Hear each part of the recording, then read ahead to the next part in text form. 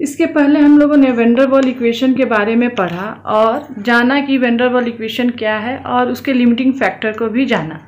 तो अगर van der Waals equation हर जगह इक्वली वर्क नहीं कर रहा है तो अब नए इक्वेशन की ज़रूरत पड़ी, जिसमें साइंटिस्ट लोगों ने अपना अपना वर्क किया और कुछ अदर्स इक्वेशन दिए हैं जिसे हम लोग अदर इक्वेशन ऑफ स्टेट के नाम से जानते हैं। इसी के क्रम में डायट्रीसी जो थे उन्होंने 1899 में एक इक्वेशन क्या है modification van der Waals equation का दिया, जिसमें इन्होंने एक एक्सपोनेंशियल फैक्टर को इंट्रोड्यूस किया जो कि मॉलिकुलर अट्रैक्शन के लिए था, और वो प्रेशर के करेक्शन जो वैन डर वाल ने किया था उसको इन्होंने अलग तरह से किया, और जो वॉल्यूम का करेक्शन था उसको सेम ही माना। एक केवल क्या, जैसे अगर हम लोग आइडियल गैस इक्वेशन लें तो वहाँ पे PV इज इक्वल टू 1 मोल के लिए अगर लिखे तो इसे लिखते हैं RT। इसी चीज़ को इन्होंने क्या किया है कि प्रेशर के साथ एक एक्सपोनेंशियल फैक्टर को जोड़ दिया, और जो वॉल्यूम का करेक्शन था जो वैन डर वाल ने दिया था उसी को इन्होंने भी लिया है। और P इज इक्वल, यहाँ पे जो हमने रियल गैस के लिए जो इक्वेशन इन्होंने दिया वो सेम वैन डर वाल जैसा है, केवल प्रेशर का जो करेक्शन का टर्म है वो अलग है। ये क्या है, P इंटू ई पे power minus A by RT V into V minus B is equal to RT। और इसी को एक्सपोनेंशियल टर्म को दूसरे साइड ले जाके इसको कैसे हम लोग और लिख सकते हैं, P into V minus B is equal to RT into ई पे power A minus A by RT भी। तो V माइनस बी क्या है, वॉल्यूम करेक्शन है, इसके बारे में हम लोग जान चुके हैं। इन्होंने क्या किया, इन्होंने कहा कि जो जैसे हमने कोई कंटेनर लिया था और उस कंटेनर में हमारा गैस मॉलिक्यूल्स है, कोई भी कंटेनर अगर लिया और उस कंटेनर में जो हमारा गैस मॉलिक्यूल्स है, तो चाहे वो इंटीरियर में हो या फिर यहाँ पे हो या बल्क में हो या वॉल के पास है, दोनों जगह ही इसकी डेंसिटी जो है सेम है। और दूसरा कि अगर हम इंटीरियर से वॉल की तरफ इस मॉलिक्यूल को लाएंगे तो कुछ हमें वर्क डन करना पड़ता है।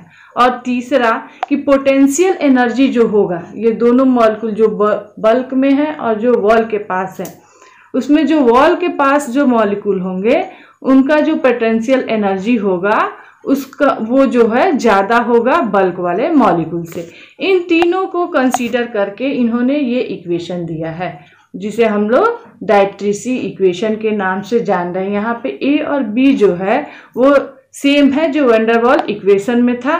यहाँ पे इसका नाम हम कहीं कहीं पर इस कांस्टेंट को A और B को डायट्रीसी कांस्टेंट भी इनके इक्वेशन में कहा जाता है।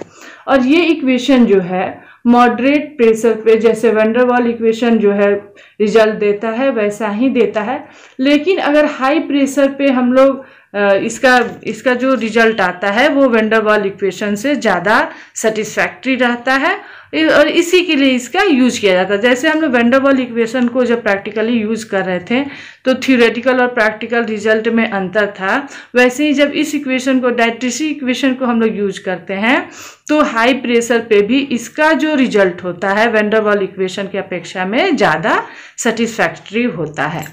अब दूसरे इक्वेशन ऑफ स्टेट की तरफ हम लोग चलते हैं जो कि है ब्रैथलॉट equation. ब्रैथलॉट proposed the following empirical equation to explain the behavior of real gas। इन्होंने भी यही किया, इन्होंने भी वैन डर वाल इक्वेशन जो था वो हमारे पास क्या था, एक प्रेशर में करेक्शन था और एक वॉल्यूम में करेक्शन था। वैन डर वाल इक्वेशन क्या था, P प्लस A बाई, अगर हम लोग एक सिंगल के लिए एक मोल के लिए अगर हम लोग लें तो हम लोग इस तरह से वैन डर वाल इक्वेशन को लिख सकते थे, V minus B is equal to RT। केवल N वाला टर्म को हटा दिए हैं, एक मोल के लिए ये है। तो इसी इक्वेशन से देखिए आप, ये इक्वेशन भी सेम नहीं लग रहा है, केवल यहाँ पे क्या है इसके साथ T आ गया है। तो इन्होंने टेम्परेचर वाले टर्म को भी प्रेशर करेक्शन में इंक्लूड किया है जो कि वैन डर वाल ने नहीं किया था। तो दोनों इक्वेशन क्या है, एक देखिए तो क्या है, एक ही जैसा है, थोड़ा सा एक नया टर्म इन्होंने टेम्परेचर को भी यूज किया है जिसकी वजह से थोड़ा सा जो रिजल्ट था और ज़्यादा सही आया है। तो इन्होंने क्या किया, प्रेशर के करेक्शन में एक नया टर्म यूज किया जो वैन डर वाल ने यूज किया था, P plus A by v square, उसके जगह पे इन्होंने क्या यूज किया, P plus a by t v square into v minus B is equal to r t, जो सेम था जैसा वैन डर वाल में है। This equation is virtually the same as van der Waal equation except that the correction term for intermolecular attraction is A by TV square instead of AV square, जो अभी हम लोग बात कर रहे थे। केवल एक नया टेम्परेचर वाले टर्म को भी ब्रैथलॉट ने यूज किया, जिसकी वजह से इस इक्वेशन का ज़्यादा यूज है। The Berthelot equation has been found to be more accurate than the van der Waals equation for determining molar masses of gases. Molar mass of gas इस इक्वेशन का यूज करके जब निकाला जाता है तो ज़्यादा एक्यूरेट आता है। और इसको आगे चल के उन्होंने जो ये इक्वेशन हम लोग ब्रैथलॉट इक्वेशन देख रहे हैं, इसी इक्वेशन को हम लोग ब्रैथलॉट इक्वेशन कहते हैं। इसी को क्रिटिकल टेम्परेचर, क्रिटिकल प्रेशर और क्रिटिकल वॉल्यूम के टर्म में भी इन्होंने दिया है, जिसका बारे में हम लोग क्रिटिकल जब कॉन्स्टेंट्स पढ़ेंगे तो वहाँ देख लेंगे। और सेम ये इक्वेशन है, इसको इन्होंने क्रिटिकल टर्म में भी इंट्रोड्यूस किया है। और इस इक्वेशन का यूज करके हमें एक नया टेम्परेचर टर्म को चूंकि इन्होंने यूज किया है तो ये रिजल्ट और ज़्यादा अच्छा देता है।